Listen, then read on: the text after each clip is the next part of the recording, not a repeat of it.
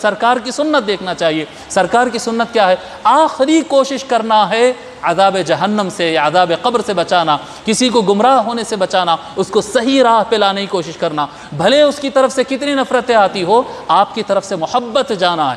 اہل السنہ اہل محبت ہوتے ہیں، اہل السنہ اہل محبت ہوتے ہیں۔ ایون اہل السنہ سنت رسول صلی اللہ علیہ وآلہ وسلم ہم کو یہ گائیڈ کرتی ہے کہ ہماری طرف سے ہمیشہ محبت، ایمان اور قریب کرنے والا کام ہونا چاہیے، اور ہمیشہ یہ کوشش کرنا کہ سامنے والا کافر ہو یا سامنے والا بھٹکا ہوا ہو یا سامنے والا منافق ہو، ہماری کوشش یہ رہنا کہ اس کو محبت کے ذریعے قریب لائیں اور اس کو راہ ہدایت پر لائے، اور اس کے لیے دعا کرے کہ اللہ تبارک و تعالی اس کو بھی عذاب جہنم سے محفوظ۔ خواتین و حضرات، السلام علیکم ورحمۃ اللہ۔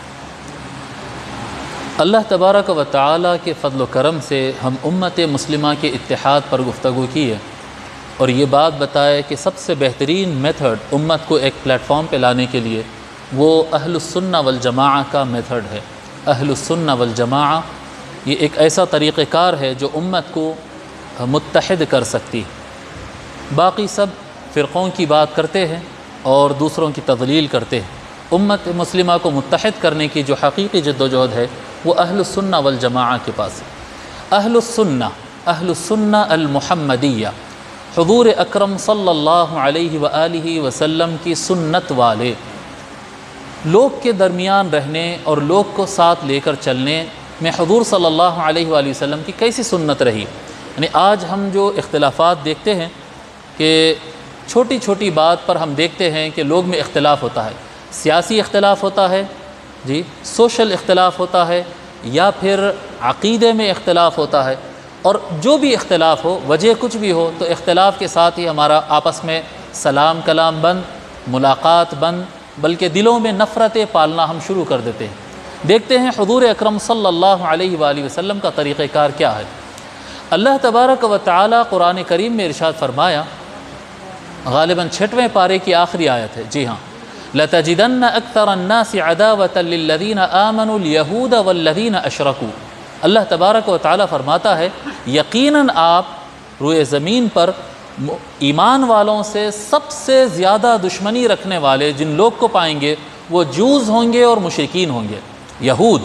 یہود ایک ایسا طبقہ ہوگا جو مسلمانوں سے سب سے زیادہ نفرت اور ہیٹ اور کیا کہتے ہیں، موقع ملا تو کہاں ختم کر دیں گے اور قتل کر دیں گے، اس طرح سے سوچنے والا طبقہ ہوگا۔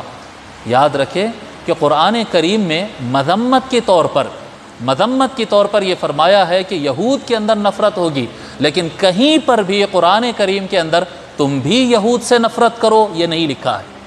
تم یہود سے نفرت کرو، تم مشرکین سے نفرت کرو، یعنی نفرت ادھر سے آ رہی ہے، تمہاری طرف سے نہیں جانا چاہیے۔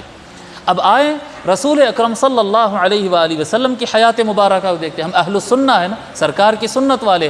سرکار صلی اللہ علیہ وآلہ وسلم جب مدینہ منورہ تشریف لائے اور مدینہ ایک اسٹیٹ بن گیا، ایک کمپلیٹ گورنمنٹ بن گئی، حضور اکرم صلی اللہ علیہ وآلہ وسلم کے ساتھ مہاجرین مسلمان بھی تھے، انصار مسلمان بھی تھے، یہود تھے، یہود بنی قریظہ تھی، یہود بنی نذیر تھی، کئی قبیلے یہود کے وہاں پر رہتے تھے، اور ان کے علاوہ کچھ عیسائی بھی رہتے تھے اور کئی مشرک بھی رہتے تھے، مورتی پوجا کرنے والے، سبھی لوگ رہتے تھے۔ حضور اکرم صلی اللہ علیہ وآلہ وسلم ان کے ساتھ رہنے میں کبھی بھی بھید بھاؤ نہیں کیے، کبھی بھی کسی طبقے سے نفرت نہیں کیے، کسی کے ساتھ ناانصافی نہیں کیے۔ حضور اکرم صلی اللہ علیہ وآلہ وسلم ایک مرتبہ حضرت عبداللہ ابن عمر رضی اللہ تعالیٰ نے اپنے نوکر سے بار بار پوچھتے، جو کھانا پک رہا تھا گھر میں، کھانا پک رہا تھا، امام غزالی رحمۃ اللہ علیہ احیاء العلوم میں نقل کرے، صحابی جو ہے حضرت عبداللہ ابن عمر، ان کے گھر میں کھانا پک رہا تھا، تو نوکر سے پوچھے کہ پڑوسی کو دے کر آئے کیا، ہمارے یہودی پڑوسی کو دے کر آئے کیا، یہودی تھا ان کا پڑوسی، دے کر آئے کیا۔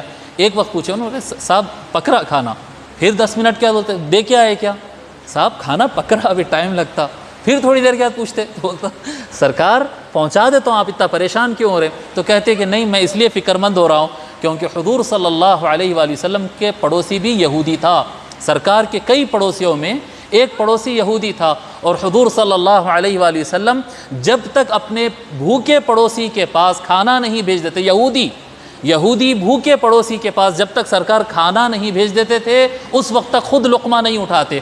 تو مجھے اس بات کا ڈر ہے کہیں تو کھانا مجھے سامنے پیش کر دے گا اور میں پہلے کھا لوں گا اور پڑوسی میرا بھوکا رہ جائے گا۔ کون سا پڑوسی؟ یہود۔ کون سا یہودی؟ جس کے بارے میں اللہ تعالیٰ فرما رہا ہے کہ یہ سب سے زیادہ نفرت کرنے والی قوم ہے۔ سنت محمدیہ صلی اللہ علیہ وآلہ وسلم علی صاحبہ افضل الصلاۃ والتسلیم، یہ سنت کیا ہے کہ سامنے والے جتنے بھی نفرت کرتے ہو، آپ کی طرف سے نفرت نہیں جانا چاہیے، ہماری طرف سے نفرت نہیں جانا چاہیے۔ اب فوراً سوال آ جاتا ہے کہ نہیں بھئی یہ تو ظاہری مخالفین کی طرف ہے نا، وہ مشرکین ہے، یہود ہے، عیسائی ہے، وہ جو منافقین ہمارے درمیان ہیں ان کا کیا کریں؟ یہی ہوتا نا، ہم اس کو سلام نہیں کرتے، ہم اس کے ساتھ کھانا نہیں کھاتے، ہم اس کو بلاتے نہیں، ہم بائیکاٹ کرتے، کیوں؟ ان منافق ہے، ان منافق۔ ایک بات ذہن نشین کر لیجئے آپ، ہم کسی کو شور یقینی طور پر یہ منافق ہے نہیں کہہ سکتے، کیونکہ نفاق دل کا کام ہے، اور ہم میں سے کسی کے اندر یہ صلاحیت نہیں ہے کہ ہم کسی کے دل میں جھانک سکیں۔ دلوں کے اندر دیکھنے کی طاقت اللہ تبارک و تعالی نے ہمارے آقا سرکار سیدنا محمد الرسول اللہ صلی اللہ علیہ وآلہ وسلم کو عطا فرمایا تھا۔ بخاری شریف میں لا يخفى علی رکوعکم ولا خشوعکم، نہ تمہاری ظاہری نماز میرے سے چھپتی ہے، نہ نماز کے اندر تمہارے دل کی حالت کیا ہے وہ مجھ سے چھپتی ہے۔ دلوں کے اندر کی حالت بھی میں جانتا ہوں، تمہاری نیتوں کو، تمہاری کیفیت کو جانتا ہوں۔ دلوں کو سرکار جانتے تھے، اور حضور اکرم صلی اللہ علیہ وآلہ وسلم کسی منافق کو مسجد نبوی سے کبھی نہیں ہکالے، کبھی دسترخوان پہ سے کسی منافق کو نہیں اٹھائے۔ منافق جانتے تھے سرکار اور تعلیم دے رہے تھے، اور کہیں ایسا موقع آ گیا تو سرکار بتا بھی دیے کہ فلاں شخص فلاں شخص فلاں شخص منافق ہے، بتا دیے بھی، اور اس کے باوجود کبھی اس کو ہکالے نہیں، کبھی اس سے بائیکاٹ نہیں کرے، کبھی اس کو مارے نہیں، کبھی اس کو نیچ نظر سے نہیں دیکھے۔ حضور صلی اللہ علیہ وآلہ وسلم یہ نہیں کیے، یہ ہم کر رہے ہیں۔ یہ آج جو ہے مولوی جو جھگڑے ہوتے ہیں نا، مفتی جھگڑے، مناظرے وغیرہ، اس کا یہ رزلٹ نکلتا ہے کہ ہم آپس میں نفرت کر رہے ہیں، جبکہ ہم کو شور نہیں معلوم کہ سامنے والا منافق ہے یا نہیں ہے۔ ہم فلاں جماعت کا ہے تو منافق ہے، فلاں جماعت کا ہے تو منافق ہے۔ ارے ہاں، میرے کو آپ کو کیسا معلوم بھائی؟ یہ دلوں کا حال ہم کیسا جانتے؟ جو سرکار خود جانتے تھے یقینی طور پر، اللہ تعالیٰ نے یہ صلاحیت ان کو دیا، یہ پاور ان کو دیا کہ دلوں کا حال جانتے تھے، وہ سرکار تو کبھی نہیں اس طرح سے کیے۔ جی کہیں ضرورت پڑی تو بتائے، لیکن نہ اس سے پہلے کبھی کیے نہ اس کے بعد کبھی کیے۔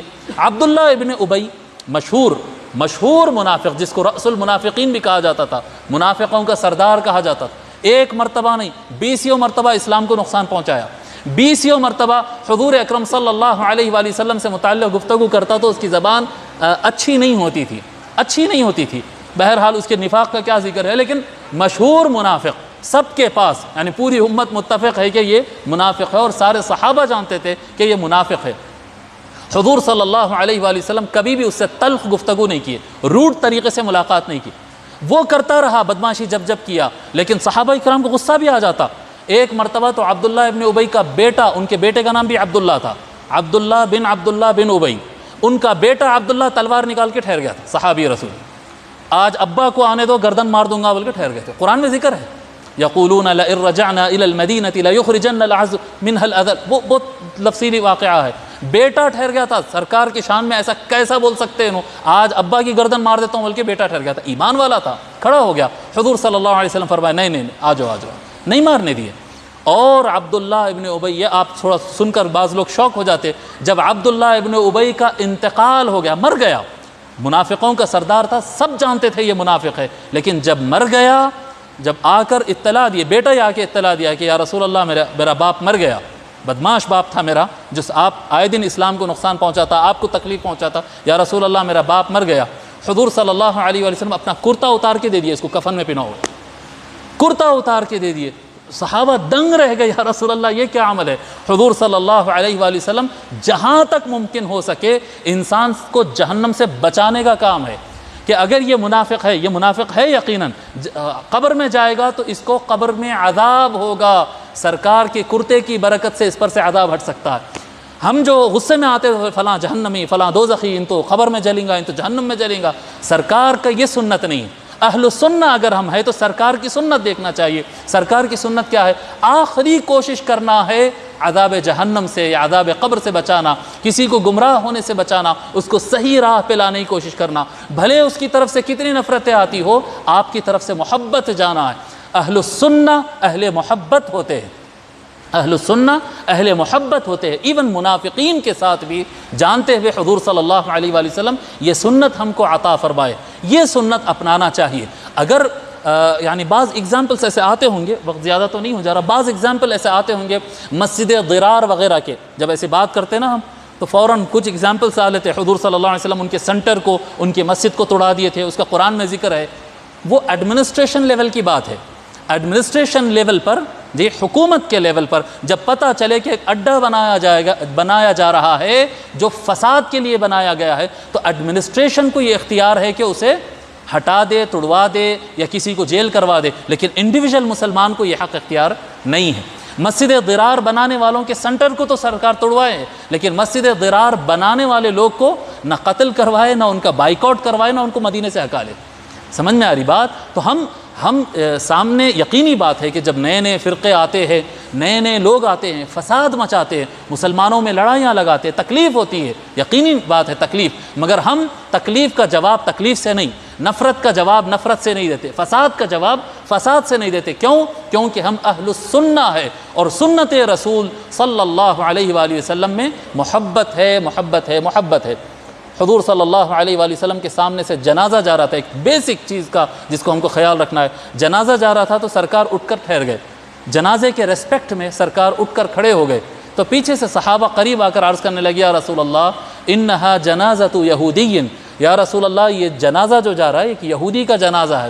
تو سرکار پلٹ کر فرمائے صحابی سے، الیست نفس، جنازہ ہے تو کیا ہوا، انسان تو ہے نا، یہودی ہے تو کیا ہوا، انسان تو ہے نا، انسان نہیں ہے وہ، انسان ہے تو اس کا ریسپیکٹ کرنا چاہیے۔ جی دشمن، کٹر دشمن بھی اگر اس کا جنازہ جا رہا ہے تو جنازے کا ریسپیکٹ ہوتا ہے۔ تو اسلام یعنی اہل السنہ، سنت رسول صلی اللہ علیہ وآلہ وسلم ہم کو یہ گائیڈ کرتی ہے کہ ہماری طرف سے ہمیشہ محبت، ایمان اور قریب کرنے والا کام ہونا چاہیے، اور ہمیشہ یہ کوشش کرنا کہ سامنے والا کافر ہو یا سامنے والا بھٹکا ہوا ہو یا سامنے والا منافق ہو، ہماری کوشش یہ رہنا کہ اس کو محبت کے ذریعے قریب لائیں اور اس کو راہ ہدایت پر لائے، اور اس کے لیے دعا کرے کہ اللہ تبارک و تعالی اس کو بھی عذاب جہنم سے محفوظ فرما دے۔ اللہ تبارک و تعالی سے دعا ہے کہ مولا رب کریم ہم کو اہل السنہ والجماعہ پر مضبوطی سے قائم رہنے کی توفیق عطا فرما، اور حضور صلی اللہ علیہ وآلہ وسلم کی سنت کو مضبوطی سے اپنانے کی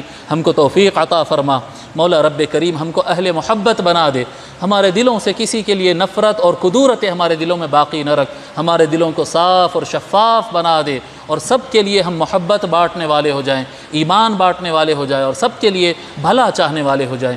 وصلی اللہ تعالی وسلم علی خیر خلقہ سیدنا محمد وعلی آلہ وصحبہ اجمعین، والحمد للہ رب العالمین۔